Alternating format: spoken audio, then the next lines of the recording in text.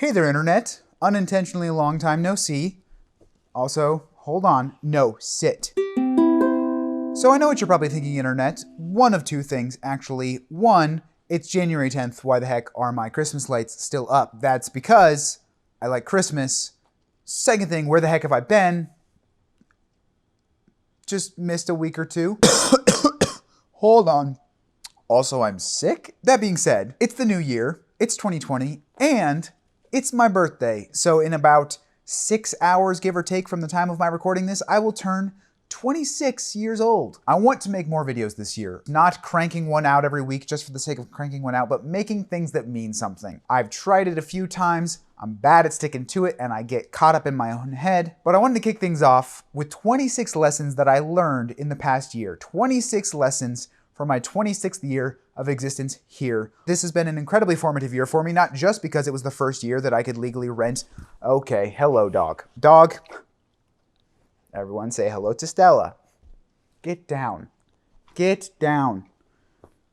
It's fine. We're fine. This is going fine. I've learned a lot of things this year is what I'm trying to say, and now I'm going to share them with you. Are you having fun? Thank you. Number one, this is appropriate. It's rarely worth missing something just because you're sick. I feel like a total wimp when I get sick and I don't want to do anything. But I've learned in life, A, if you don't do anything besides be sick when you're sick, you're going to just focus on the fact that you're sick and you're going to feel worse the whole time. And B, things in life are more important than the fact that I don't happen to feel well. Like making this video. I thought of doing this yesterday, woke up this morning, felt horrible and said, well, never mind, and then decided to soldier on anyway. Number two, sunk cost fallacy is a plague.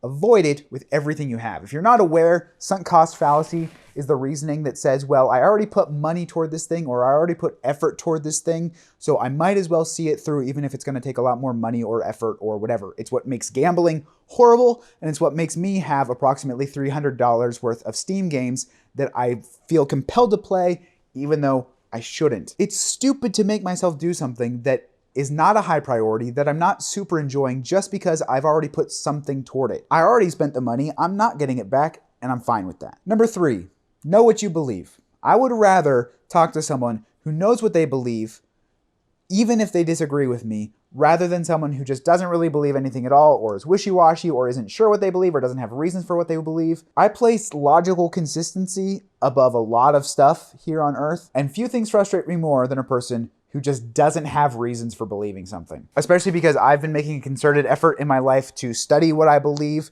I'm going through this really in-depth theological course that's like collegiate level, and I want to know exactly what I believe and why, and I wish that more people put that much effort into their lives. On that bent, number four, you have a lot more time than you think. I have a lot more time than I think. Because I'm doing a collegiate level theological course while also having a full-time job, while also making wedding videos as a side company, and now I've decided also making personal YouTube videos too. Am I gonna ruin my life with how much time it takes? Possibly. Oh yeah, I also have a dog who won't leave me alone. It's not killed me, and I'm gonna keep doing it. Number five, tell people what you think, especially if it's something positive. Be honest with people, and if you appreciate them, tell them so. It's really encouraging, and it will also make you focus more on the things that you appreciate about people. Six, maybe a countercultural point, you can't do anything that you set your mind to. That's just garbage. People have different sets of abilities, and some people are naturally gifted in one way or another. But I follow that up with, you can learn almost anything that you set your mind to. Press yourself to learn more things in this coming year. Number seven, being on time is almost always important. I am a chronically late person. It drove my wife crazy for the first 2 years that we've been married, and I finally decided to do something about it, and I've been mostly successful, and I feel way less stressed all the time. Imagine that. Number eight, I can't multitask. You probably can't either. If you try and do multiple things at once, many studies have said you're just going to do all of them poorly and probably end up spending more time than you would have to do them all on their own separate time. Don't try to watch YouTube videos at work. Maybe that's something that I try to do. Doesn't go on well, we'll come back to that. Number nine, simple one, spend the most time and money on the people you love the most. That's a phenomenal way to show that you appreciate someone, and sometimes it can be hard to believe that you mean it if you don't show them that way. Not that I've learned that from my own marriage or anything. You know what I'm talking about, Allie. Number 10, there are a lot more important things in video games. Things I enjoy more than video games, and I like doing them more than video games. Number 11, simple practical advice, use the library because it's free everything. Maybe if I had learned this earlier, I wouldn't have 3 bookshelves full of stuff that I almost never touch. But again, sunk cost, am I right? Number 12, Zeitgeist and doing everything you can to be on the cutting edge are just super not worth it, and life is generally a lot cheaper and less stressful and easy to get along with if you're not always trying to do or have the newest thing. Number 13, solely for me, I really like being challenged. I like pressing myself to learn. I like pressing myself to really study things. I like the fact that I've sort of crammed a whole bunch into my life and I'm marginally succeeding at it. It's a fulfilling feeling.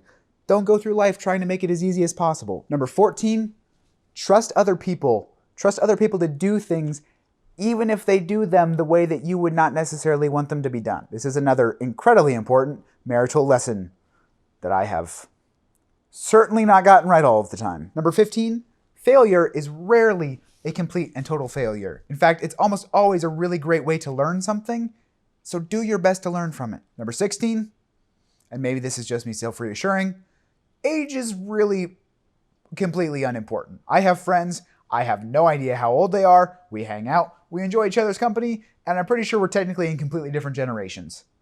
Doesn't matter. I don't understand why people care so much. Number 17, if you're gonna have friends, be a good friend and make the most of those friendships. I think it's better to not try and string out some facsimile of a friendship, but rather pour into a few really solid friendships and do so consistently. I'm so thankful that I've learned that from Allie. She has taught me so much about what it means to be a good, consistent friend. Number 18, following on from that multitasking thing, a good, solid day of work is one of the most fulfilling things that you can ever experience, and it's often more relaxing and energizing than just sort of trying to get through the next 8 hours. The number of times that I've wasted my time at work and then come home thinking, oh, now I'll have more energy to do things, and I've just fallen asleep is ridiculous. Whereas if I actually pour out what I'm supposed to be doing and I get a lot done and I feel great about myself, it's so much easier to keep on doing that when I get home. Plus, integrity and workplace conduct and all that kind of fun stuff. Number 19, tell people when you're thankful and what you're thankful for and who you're thankful for. Number 20, tell people when they do a good job. I'm not just being a curmudgeon.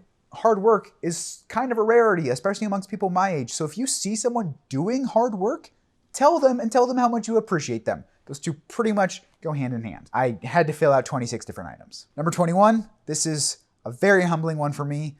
Unless you're a teacher or someone asks you specifically, rarely is correcting someone the right thing to do. Whether it's how to do something or a factoid or something that they've gotten wrong about you, doesn't matter. Just let it go. All you're doing is making them feel bad and you feel awkward or overlording. 22, I've never regretted giving something. I have almost always regretted buying something.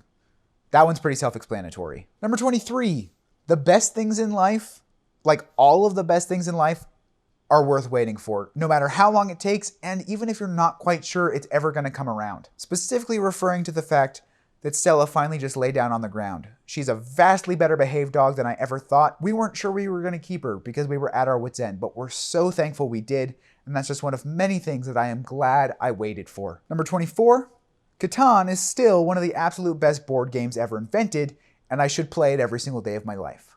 This was mostly inspired by the fact that 4 days ago, Allie and I spent 5 straight hours playing Catan, and it was great. Number 25, as evidenced by the fact that I keep looking at my phone, checklists and my calendar are the 2 greatest tools ever invented by mankind. I've never used them before. I don't know what was wrong with me. I thought I could keep it all up here. Maybe I'm just getting old. 26. I use them constantly. My phone is chock full of checklists for work, for home, for budget, for grocery shopping, everything. I can't get by without checklists, and it's so satisfying to tap the little box and have it disappear because I did the thing. I love it so much. And number 26, I have learned that I have been immensely, immeasurably, unfathomably, inexplicably blessed in my life. I mean that in like really concrete ways, with the ways that God has given financial abundance to Allie and me recently. I mean the fact that I have a home that's warm for the winter, when I look at these shelves full of things that I had the resources to spend money on, that I have the time on a Friday to sit down and have this way too long chat with you. My life is so rich, and I have spent a lot of my 26 years of existence not appreciating that, and I never want to not appreciate it again, because not everyone has that. And I hope that having learned a lot of these lessons, I can help more people have that, whether that's by giving concretely or metaphorically or philosophically. I don't know. I'm just really happy. I'm really joyful. I'm really content. Now, if you'll excuse me, I'm going to go have lunch with a peanut butter and jelly sandwich with some Flamin' Hot Cheetos on it and a nice big bowl of cottage cheese because I am strange, and that is in fact how I treat myself on my birthday. There will also be a fizzy water involved, of course. See you guys around. Deuces. I will bet you thought I was kidding. I super duper was not.